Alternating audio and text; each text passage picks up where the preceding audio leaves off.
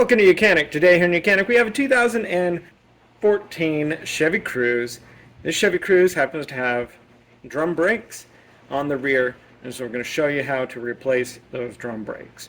So to start with, you will need to park your vehicle, raise it up, set it on jack stands. You will also want to keep the parking brake released so that this will still spin. If you have the parking brake on, which is this cable here, then you won't be able to get this drum off because the brake shoes in here press against the drum, and it's mechanically actuated at this if you have the parking brake on. So to start with, we've raised our vehicle, supported it with jack stands, and now removed the tire, and now we can remove the drum unit itself. Sometimes with drum units you may need to tap the sides a couple times with the hammer to be able to get the vibration there to make the brakes retract enough that you'll be able to get this off, and also the corrosion may be in here, and then we'll pull these off. Now, like I said, this is all fresh, so we don't have a large groove in here, and sometimes that large groove in there is what will hold these brake shoes on and inhibit you from getting this off. So with that drum off, we now have access to the brakes. So we have there's a little piston here / a caliper, and what happens when you press the brake pedal, it presses the fluid through here, and then these shoes push outward and then hit against the drum to stop and slow the vehicle. We have an adjustment here. This we adjust to get this close to the drum, but we don't want it to be riding on it. And this mechanically will, as it goes around, it has a locking mechanism, and so as your shoes wear out, they will, it'll keep them equal.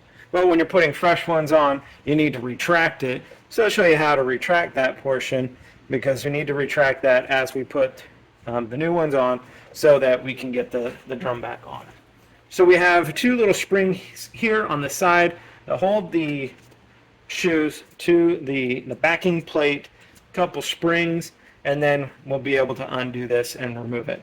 And we have this cable down here. This is your parking brake cable, and what this does when you pull it, it actuates right here, this manual mechanism that then spreads it and sets your parking brake. So using some pliers, we're gonna get the spring undone if we can.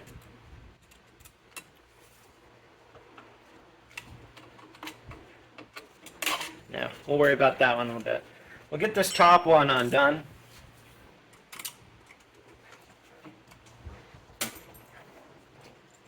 So we got the top one undone.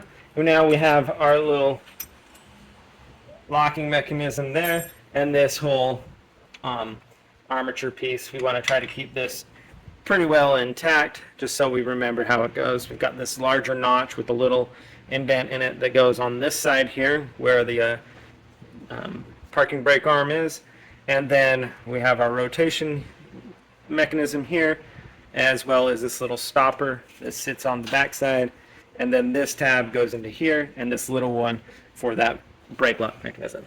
So if this was spun out, sorry, it's on this side, spun out like this, because it's as they wear, then we would spin this back in, so that when we put it on, it gets into place where it needs to be. So we've got that undone right here, and these are the tough springs to get undone. You can do them with some needle nose pliers, and what you got to do is you got to depress them, twist them at 90 degrees to get them past the little lock there, and then pull that spring off. And then we have this little pin. You'll get new ones of these with your new brake shoe kit. And then with that undone, then we take the one shoe off, and we repeat the same process for the other side.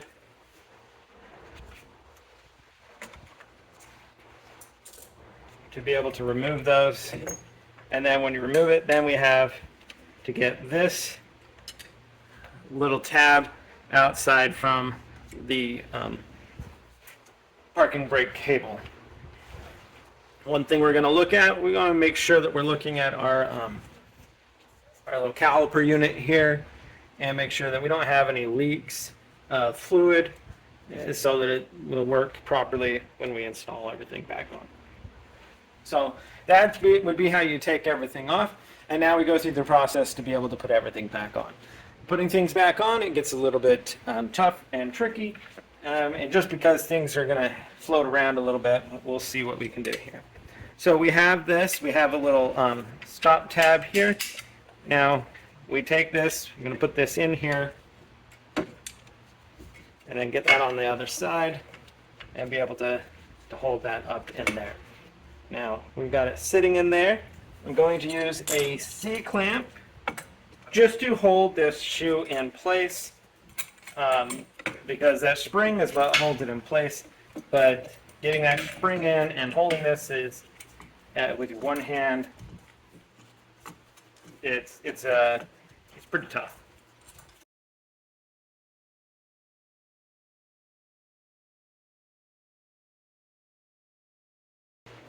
Okay, so we have that one held in place.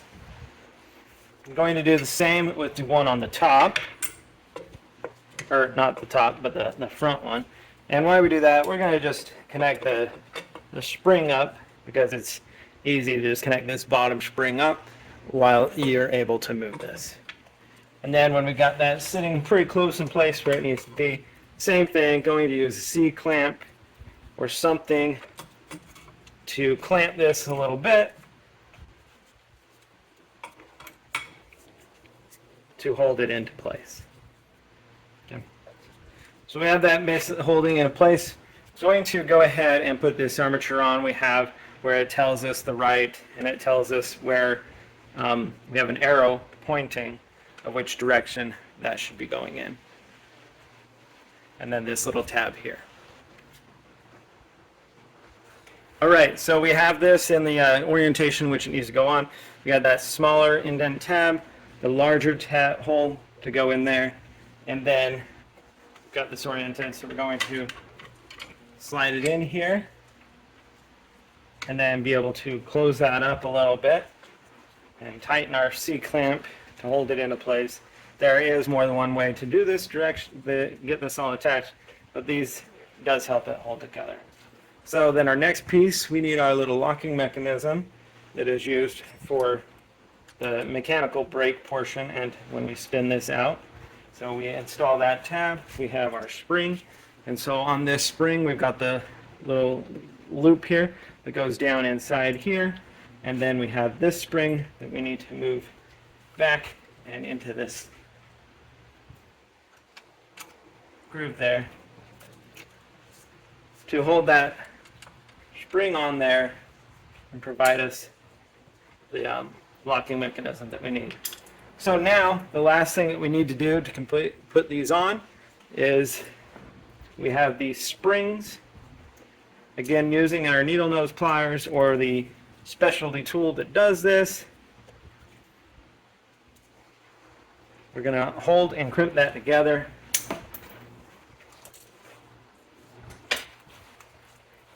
We have the little piece that holds it there.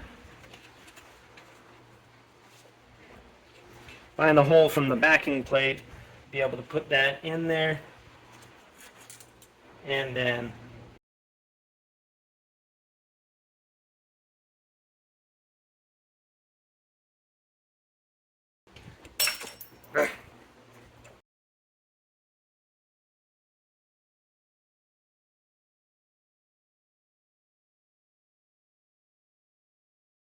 there we go. We got the one side. Do the other side. Like I said, these can be a pain.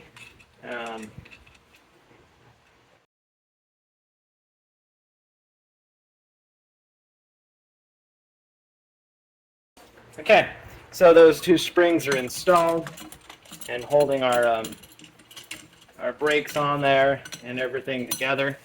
Now go ahead and remove your C-clamps if you use those to kind of hold this all this unit into place.